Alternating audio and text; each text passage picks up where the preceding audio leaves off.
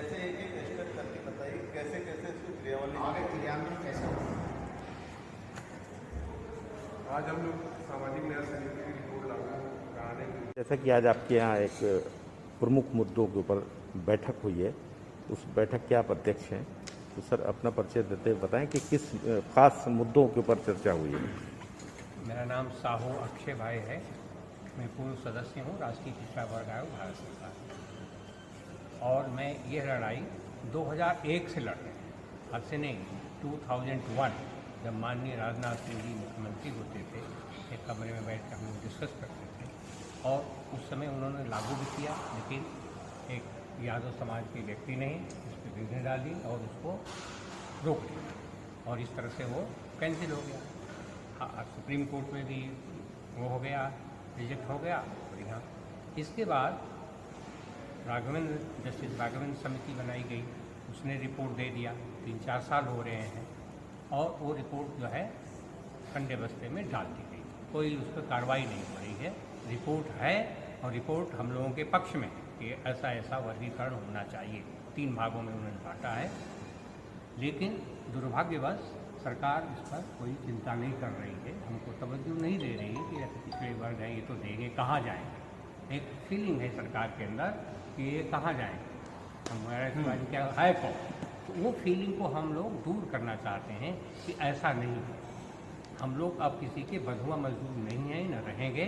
हम अपना निर्णय स्वयं करेंगे, और इस बार कम से कम अगर नहीं कुछ कार्रवाई की जाती है तो हम जिताने की तो बात छोड़ दीजिए, हम हराने के लिए हर भरसक प्रयास करें ताकि ये सरकार हारे।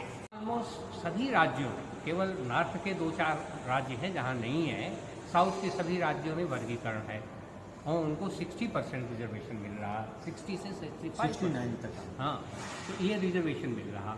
अब बिहार हमारा पड़ोसी राज्य है, वहाँ भी वर्गीकरण है, वहाँ भी नीतीश कुमार बहुत अच्छा काम कर रहे हैं। पिछड़ा, अति पिछड़ा, उन्होंने तो अति पिछड़ा विभाग अलग बना लिया, अति पिछड़ा वर्ग बनाया है, अति पिछड़ा वर्ग आयोग भी बना लिया।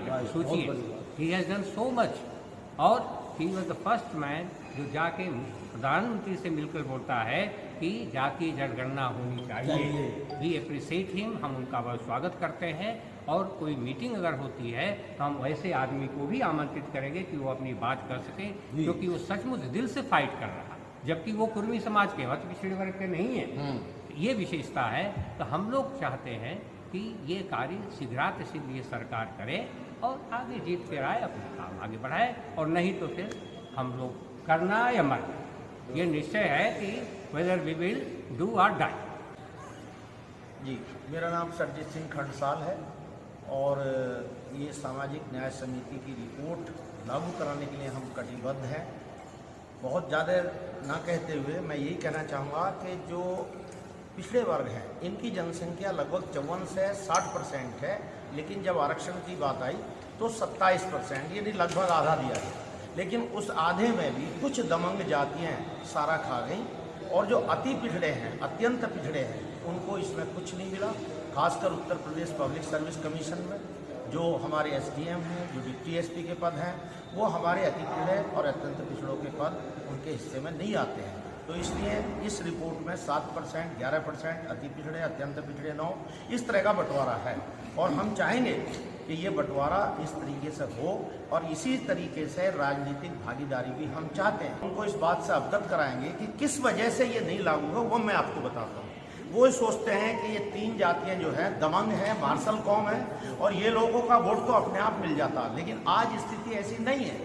हम आपको बताना चाहते हैं कि 10 करोड़ लोग उत्तर प्रदेश में अति पिछड़ी, अत्यंत पिछड़ी जातियों के हैं, और 10 करोड़ में यदि बीजेपी हमारी बात मानती है तो 6 करोड़ जो वोटर है 10 करोड़ में, उस 6 करोड़ की मोहर भारतीय जनता पार्टी के मोहर पे लगेगी, और यहाँ पे 351 सीटों की भारतीय जनता पार्टी की सरकार बनेगी, अगर हमारी बात को मानती है। इन्हीं तथ्यों को बताने के लिए हम वहाँ जा रहे हैं कि हम जो है 42% है, 40 से 42। ये जरूर है कि ये दमंग है, लेकिन इनकी संख्या मुश्किल से 1.67 है जो जाटों की है। जैसा भाई साहब ने बताया 5-6% यादव हो गए, 1.67, 7, और इस तरह से जो कुर्मी हैं आपके जो हैं जिसे कटियार भी बोलते हैं 3%, तो कुल मिला के 8-9% हैं तीनों लोग और 27% खा रहे हैं। लेकिन हमारी जनसंख्या 40 से 42% है, उसमें 10 करोड़ है। तो ऐसी स्थिति में हम सबसे पहला काम ये करेंगे, पहले इन्हें अवगत कराएंगे और अगर ये नहीं मानते हैं तो फिर दूसरी कार्रवाई करेंगे। लेकिन हमारी बात मानेंगे तो इस तथ्य को हम सिद्ध करके दिखाएंगे कि इनकी जो जनसंख्या है जागरूक है। रमाबाई मैदान में 5 लाख लोगों की अति पिछड़े और अत्यंत पिछड़ों की रैली करेंगे। माननीय मुख्यमंत्री उसमें आके इसकी घोषणा कर दें, हम सब लोगों के बधाई के पात्र होंगे।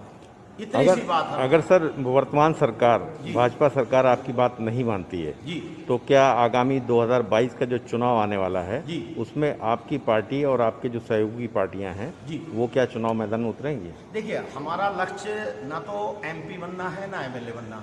हमें अगर आपकी बात नहीं सुनते हैं तो आपका अगर राष्ट्रीय हमारी पार्टी बात नहीं सुनते हैं तब क्या करेंगे? तो ये आज जो जितने लोग बैठे हैं इसके बाद और बड़ी कमेटी बना करके, कोर कमेटी बना करके तय करेंगे कि आगे की एक्शन क्या लेना है, एक्शन ऑफ कार्रवाई क्या करनी है।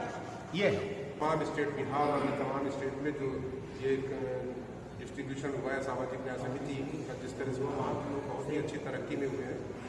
कर्पूरी ठाकुर साहब के टाइम पे मुख्यमंत्री जो थे या और भी मंडल साहब के टाइम पे जो भी हुआ वो वहाँ पे काफ़ी सामाजिक न्याय की समितियों की रिपोर्ट से काफ़ी जो है डेवलपमेंट हुआ, वहाँ के लोग काफ़ी।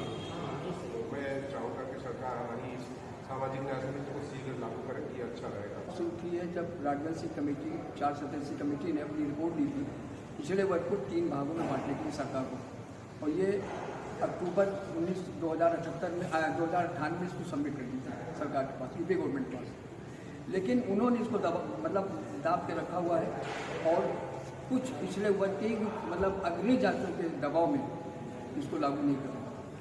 जबकि जो 79 जातियां हैं पिछले वर्ग की, उसमें 67 जातियां केवल अति और अत्यंत पिछले वर्ग की हैं, जिनके बारे में जो राजवंश सिंह कमेटी की रिपोर्ट है उनको 11% और 9% आरक्षण दिया गया है, और जो यादव, कुर्मी, जाट और कुछ और जातियाँ हैं उनको 7% आरक्षण दिया गया।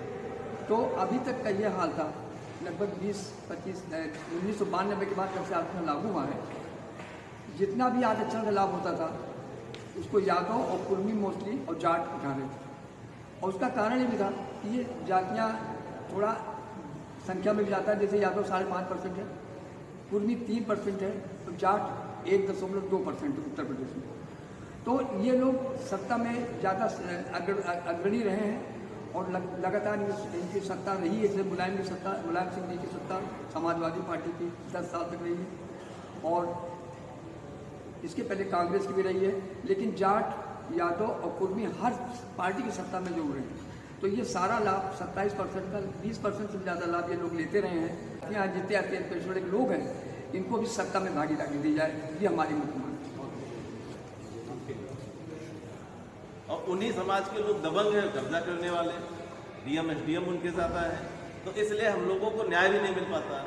अगर हमारे समाज के लोग SDM बन के पहुँचेंगे, जिम्मेदार कुर्सियों पे पहुँचेंगे, तो हमें वहाँ से न्याय भी मिलेगा, क्योंकि न्याय की देने वाली कुर्सी पर भी हम लोग नहीं पहुँच रहे हैं। वही लोग पहुँच रहे हैं, उनके ही लोग पहुँच रहे हैं जो लोग दबंग हैं, जो लोग कब्जा करते हैं। इसलिए हम चाहेंगे कि ये सामाजिक न्याय की रिपोर्ट जरूर लागू हो।